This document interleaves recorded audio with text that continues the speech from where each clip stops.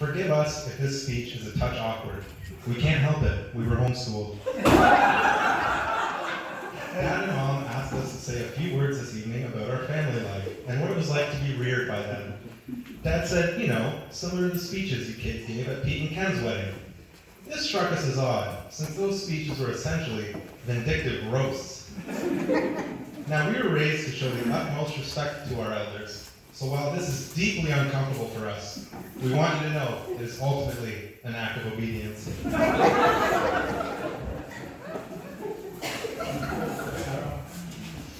Mom and Dad were set up by George and Jane Nevin.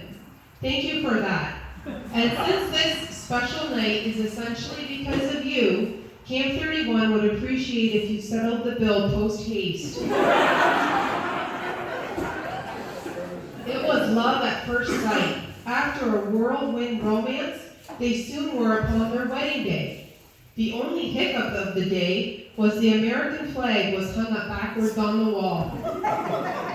Grandpa Van Hoff, an American war vet, truly aghast. At the end of the magical day, they drove off into the sunset and kept driving, because Dad, meticulous planner that he is, thought it would be enjoyable to play a game called Let's See If We Can Find a Hotel on Our Wedding Night.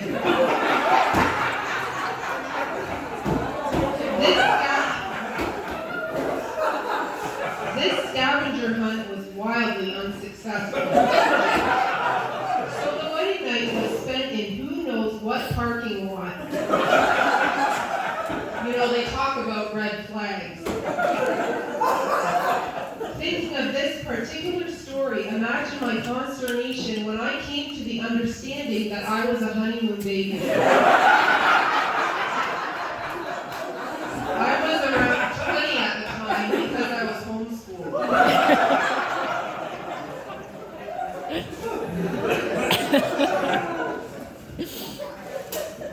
Katie officially met Kim and Jan for the first time back in '85, so she can attest to the fact that from the beginning, Mom and Dad were what we would call an unlikely match. We have on good authority that the saying, opposites attract, was in fact coined for Mom and Dad's marriage. Dad, spontaneous. Mom, calculated. Dad says, let's go for it.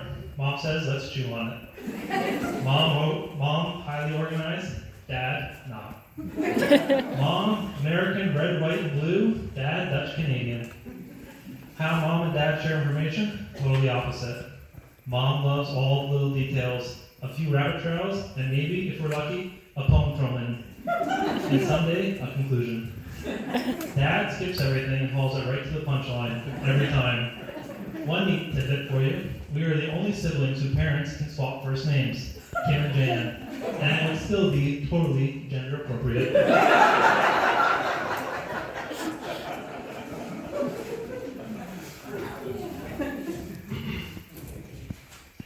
We really had an idyllic childhood, a balance of the comforting traditions and fun spontaneity. We have so many good memories. Mom was queen of making traditions and turning little things into grand occasions. We looked forward to pizza night, when Mom took out the cuppies she had saved from the freezer and made individual pizzas with them.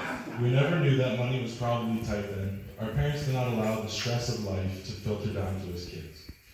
Dad would wiggle the bunny ears so we could watch Bugs Bunny together as a family.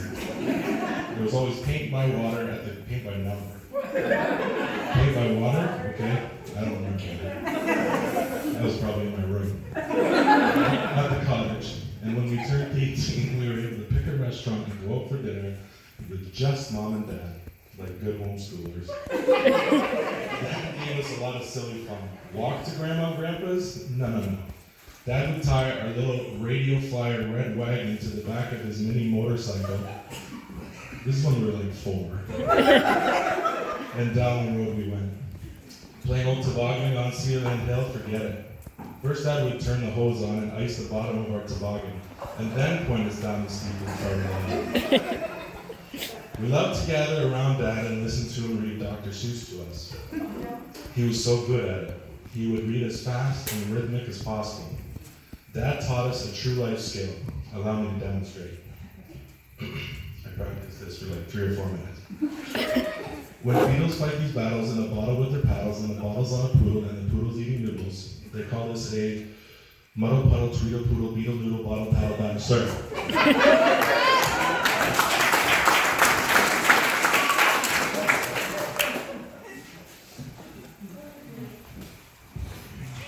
One of the strictly enforced rules we had as kids is we were never allowed to refer to mom as she or her, only mom. This is so drilled in my brain that I correct other people's children. I don't know if this rule was from the works of Tripp or Dobson, but it was ingrained in us. Speaking of Tripp, there was a parenting class that was all the rage when we were young. Every week us kids would gather in a protective huddle in the basement and wonder what new rule our parents would come home with.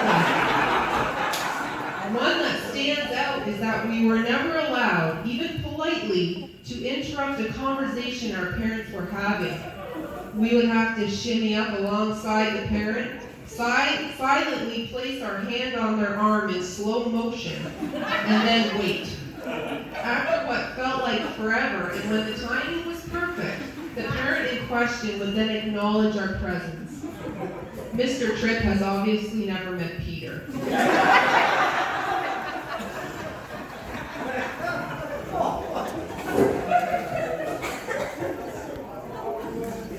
Mom had big dreams for us and threw herself into homeschooling, complete with a recess bell, standardized testing, and report cards. Mom would crack the whip and we would crack the books. You know those prodigious homeschooled kids who hit university level at age 12? We were not those kids. In no time flat, us kids crashed and burned, along with our poor mother's lovely dreams and aspirations. But she tried. Mom went beyond the basics with logic, Latin, linguistics. Basically anything that started with an L was doomed to fail. As homeschoolers tend to do, we went through a strong naturopath phase.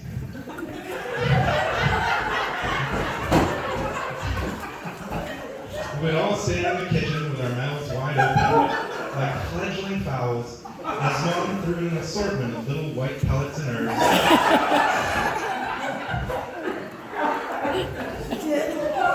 Eventually we reverted to Flintstone vitamins, because nothing says health like digesting a Wilma.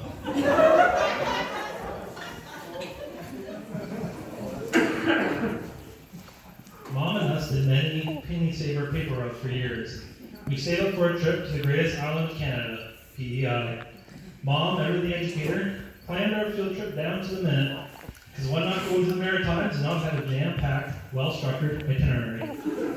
So much to see and so much to do. So we drove around and walked through every museum and every majestic site. Now, without an officially managed schedule, we may not have been able to visit the one-room schoolhouse where Stompin' Tom was educated, which, as we learned, lived up to its name and was, in fact, one room, and took us 3 minutes to tour. Or, how could we forget the majestic Elephant Rock, which we soon learned did not live up to its name, as the brochure had failed to mention the cumulative erosion and subsequent devastation of its trunk. So it was, in fact, still a rather large, albeit normal-looking rock, which we spent hours looking for. And of course, the big highlight, the Potato Museum, which to everyone's surprise was filled with potatoes, and boasted the world's largest statue of a potato. Mom sure knew how to have a good time.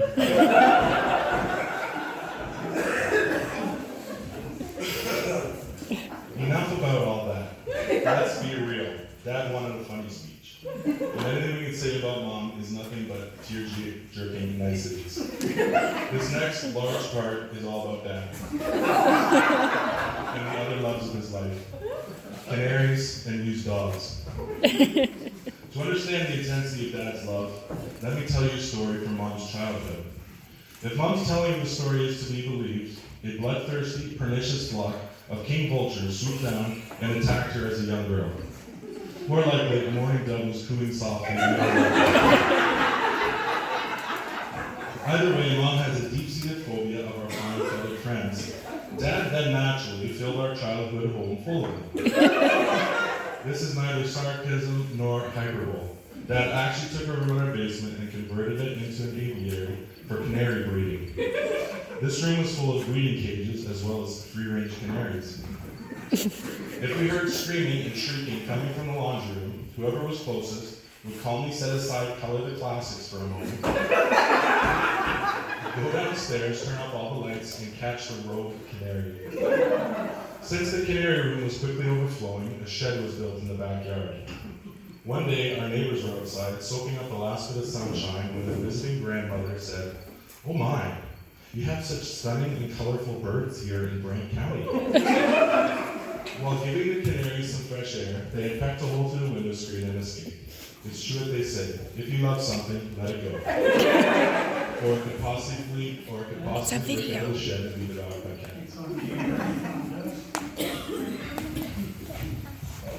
I would now like to take a few moments to talk about dogs. Dad would buy dogs for cheap on Kijiji and flip them to unsuspecting nincompoops for twice the money. So nice. Dad also had quite the lucrative pug breeding business. Those walking, smush-nosed troll dolls were worth about $1,000 a pop. Needless to say, Penny, Katie's female pug, had a full-time job. And our stud pug, Joey, was incredible at his job. Producing full litters over and over. Joe's prowess in this area became well known in the dog breeding community. Dad started receiving requests from near and far for Joe's services.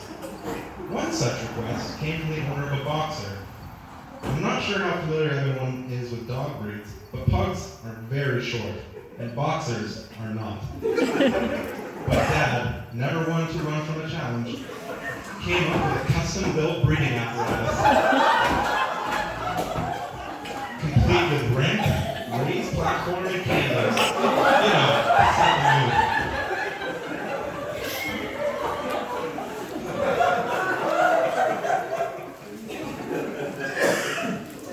We know you want to hear about Dad's latest chicken business because everyone's been buzzing about it.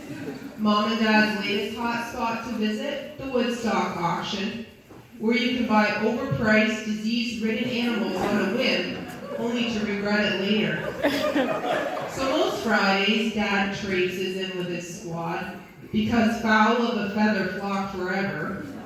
And each week, Dad buys a treasure, because $17 is nothing to him. It's like $15. Speaking of money not meaning much, has everyone had a chance to congratulate our father on his first place showings at the Rockton Fair, where his prize rooster won $6 after only costing him $10 to enter?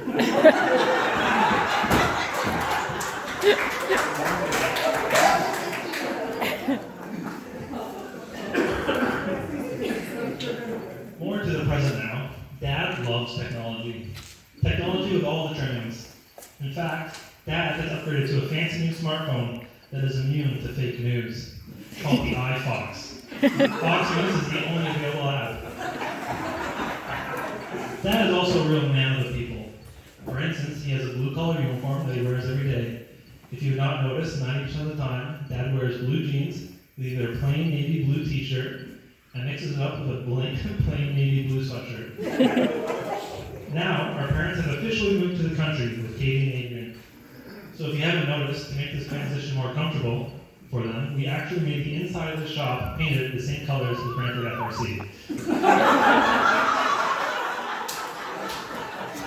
Hi. In summation, we are gathered here tonight to celebrate Mom and Dad. Thank you so much for everything you have done for us. Always being there when we needed you. Always being willing to pick me up on the side of the road after another of my multitude of traffic infractions. We are so happy to have everyone gathered here to celebrate 35 years of marriage with us and our parents. Mom and Dad, we love you. And thank you so much for everything you've done for us and taught us, for raising up in a Christian home and for your example to us. And Katie, enjoy living with your parents.